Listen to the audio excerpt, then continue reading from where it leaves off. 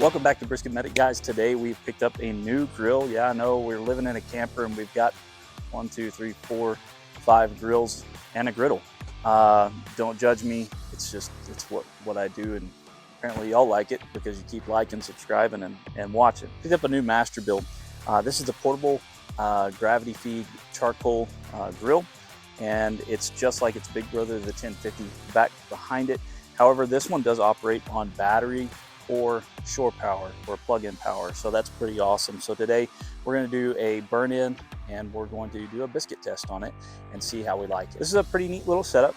We'll open it up and let you see the ash box and the charcoal hopper are all integrated into one and come out together, as well as the porcelain coated grill. It goes in either before or after you remove the hopper and the ash catch, but underneath it there you see the heat deflector, and that comes out fairly simply and does a really good job from what I can tell. We'll see that a little bit later when we do the biscuit test.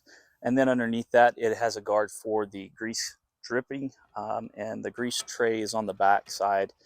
It's fairly easy to get to. It's just kind of a pain in the butt to put back in. I have a feeling that it'll loosen up as we get it burnt in. This hopper will hold about 1.5 pounds of regular charcoal and 1 pound of lump charcoal. Now, of course, we're going to be using Smoky Woods Barbecue lump charcoal on this to get it going. But before we throw our charcoal in, we're going to load it up with a fire starter. And this is what I use on its big brother, the 1050. So we're going to use it the same way here. Get it lit up for about a minute. After a minute, it's nice and flamed up. We're going to throw the charcoal in until it fills up to the top, and we're going to let that burn for about 3 to 4 minutes. After that, we're going to reach down and use our easy turn dial and turn it up about halfway and just let it go for about a minute with the door to the hopper open. Get some flames rolling out of there. Get that charcoal nice and white hot. From there, we're going to shut the whole thing down, close it, open up our vent in the back, and we're going to run this about 2/3 to 3/4 of the way turned all the way up for 20 to 30 minutes until this hopper is completely finished. That's going to burn off all the manufacturer oil for it, and that's what we did a little bit earlier. So now that this is all burnt in, it got hot, guys. I had it about 3/4 of the way turned up, and it was up to 400 degrees. I turned it down. I turned it off actually about 5 minutes ago, and it's just now down to 375. Now I am operating this with the vent all the way closed now that it got up to temperature, figuring it would save a little bit of fuel and burn in a little bit longer, and it did in fact do that because there's still some hot coals in there. So what we're going to do is we're going to slide our little latch from lock to unlock, open it up, and I'll bring you in to see what it looks like.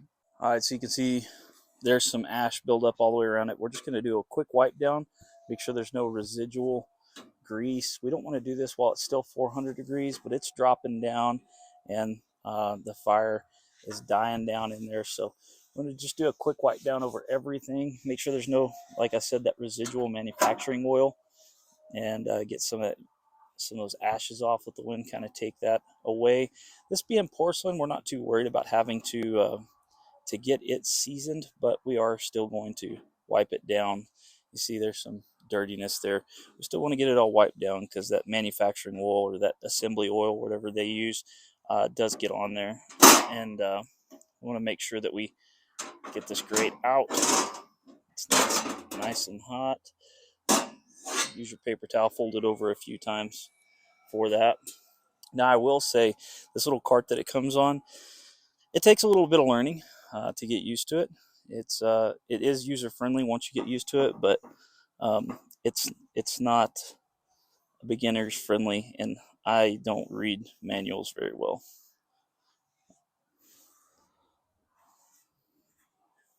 All right, so we're gonna get all this ash wiped down, and we want to leave some of those coals in there because after we get this oiled up for seasoning, we're gonna turn it back on and let it bake that seasoning back in. All right, so once it's all wiped down, we're going to be using grapeseed oil. Now, you use grapeseed oil because it does have a high flash point, and it's not going to go bad by cooking off too fast at higher temps. So all we're going to do is we're going to coat the whole inside of everything with this grapeseed oil. Just a light coat. We don't need a heavy coat. This does have high temp paint all the way around it. Really, the only thing we absolutely have to season is this bare metal inside. Now anything that's excess, see how that's smoking? It's because that firebox is super hot. That's way over 500 degrees. Anything that's excess, let's go ahead and wipe it off, because I am in West Texas and we're going to collect a lot of dust and dirt if we don't wipe that off. Step in front of y'all and be rude for a second and just get this all wiped down real good. Just get all that excess off. It's great. I did notice you need to, if you're going to put it in after your hopper's in, you got to come from this side and drop it down, because it's those hinges, those tabs for the hinges kind of catch it. So we're just going to wipe a little bit off of that. Not much, but you can see how it's pretty well started to season on its own. And we're just going to hit these grates top side with a little bit of oil. And I'm going to turn this about halfway up and just let it run for about 10 minutes just to cook some of this in before we do a final wipe down. All right, so we've been burning in for about 10 more minutes, and this oil is nice and set. You can see the color change on the metal. So you see how that's pretty well porcelained over there.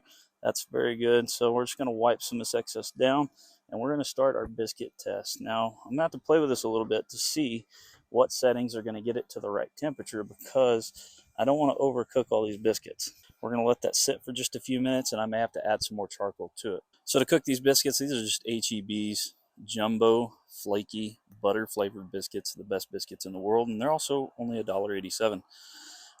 350 degrees, so we'll see. 13 to 15 minutes, 350. So we're going to see what this does for us and see where it kind of levels out at and go from there. I tell you what I am going to do before we wait on that to level out.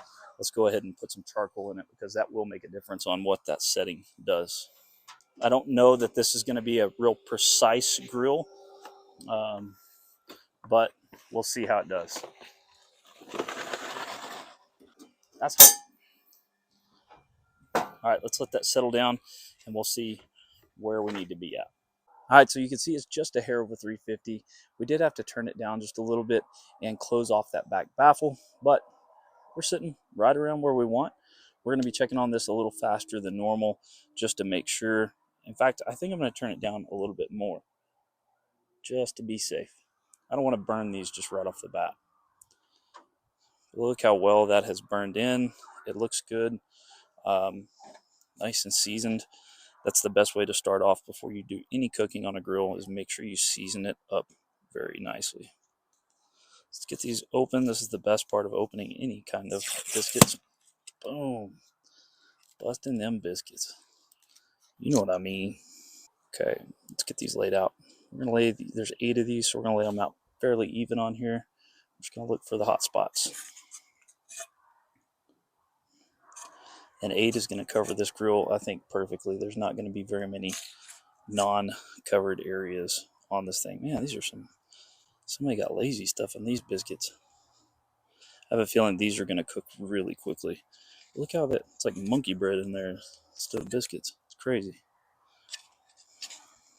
This one's like folded in half.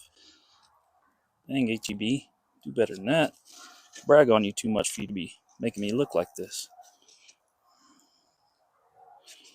All right, cool. So we're going to shut this down. We're going to check on it in about 5 minutes. Okay, so it's been about 5 minutes, and I'll be honest with you, I do smell something not quite burning, but cooking. And you can see it's hovering right around 275, 250. Yeah, see these edges are already starting to burn here, but everything's fluffing up really nice. These edges are not burning, so that's good. Everything looks really even basically from half of this biscuit over. So if I've got this much cooking space, that'll be good. I'm going to shut it down. We'll come back in 5 minutes. And another 5 minutes in, we're staying extremely level temperature wise. That's sort of surprising to me. I didn't think this would be that accurate. So fan just shut off. It got up to temp, I guess. I'm not sure if this is a PID controller or not, but either way, it's working really well. Let's keep checking in. Again, these are still burning on the edges. Not, this is a little golden brown on this side, but super even all the way over. Yeah, we're going to keep going. Just a hair doughy on top. So another couple of minutes. This is cooking a little lower than 300, 350. So we're going to keep going and see how they do until they're completely finished. So Another 5 minutes. Here we go. It's been another 5 minutes, so let's open her up. Take a look. Still sitting dead nuts at 250. That's impressive. Getting much closer. These things are just getting destroyed. That's all right. I think those are actually done. These are pretty close. These are all so even. Let's look at the bottom of these. Not bad. These are pretty close. So hear it kick on there. It's not very loud. Let's give them a few more minutes. 5 more minutes. I bet they'll be done. Okay, it's been another 5 minutes, and guys, and I'm telling you how impressed I am with this.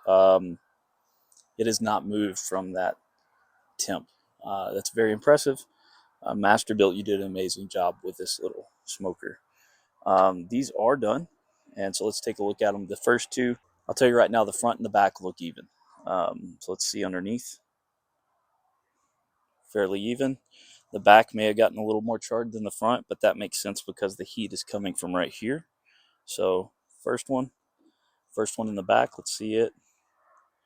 About the same. So towards the middle was hotted. Second row back, fairly even, a little warmer on the side towards the fire, but not much. I mean, this is a biscuit, so it's going to be pretty sensitive. Let me go ahead and shut this off. But this is still an edible biscuit, I think. Front, right in front of it, same thing, a little more even across, but all the way done, not bad. This is definitely an edible biscuit. Very even all the way across. Great looking biscuit. Same thing again. Very, very even all the way across. I think your most even cooks are going to be right here. Let's take a look at this one. Super even across, but take a look at this. This is facing the outside wall, so they're getting that reflected heat from the end of that baffle. So the baffle's got holes on both ends, so you got heat coming out evenly on the sides and through the end. So it makes sense that it would do that, and makes sense why these center ones are so even. That's impressive. That's, I mean, not a noticeable, like on a brisket or something, that wouldn't be a noticeable difference. That's great. This one right here is the most even cook I've seen. Same color all the way across. Pretty good. Overall, I'm super impressed with this. I can't wait to cook on it. I do have a brisket for it, and so the next day that I have a little more time, it's already getting late tonight to cook, then I'm going to be throwing that on there. I've got a fly tomorrow, so tonight's going to be an early night to me. Yeah, Masterbuilt, your portable charcoal grill startup procedure and seasoning procedure along with a biscuit test. You guys go get you one. They're on sale right now still. This is the week after Thanksgiving, and those Black Friday deals are still going. And yeah, super cheap, awesome, portable, works off 4 AA batteries, or you can plug it in. Even plugged in, it only works off of like 0.6 amps is what that transformer on the plug says. 0.6 amps. Insane. Super cheap to run, super easy to run. I'm tempted to open this up, but I don't have a glove or anything with me right now. We'll use the lighter to open it up and see how much charcoal is left. And it's about halfway full still. So what was that, 24 minutes, something like that? Halfway up, 250 degrees. So on a long cook, I expect to refill this basket every hour or so. Not bad at all. When we do the brisket, we're probably going to try it out and see how it goes. You guys stay tuned. Make sure you like, subscribe, share all this. If you're wanting one of these, stay tuned for more tests. Stay tuned to see a brisket cooked on one of these. I haven't seen one of these on YouTube, TikTok, Instagram, or any of those yet. We're going to be the first. We're going to let you know how it goes. Until then, I love you. Drink more water.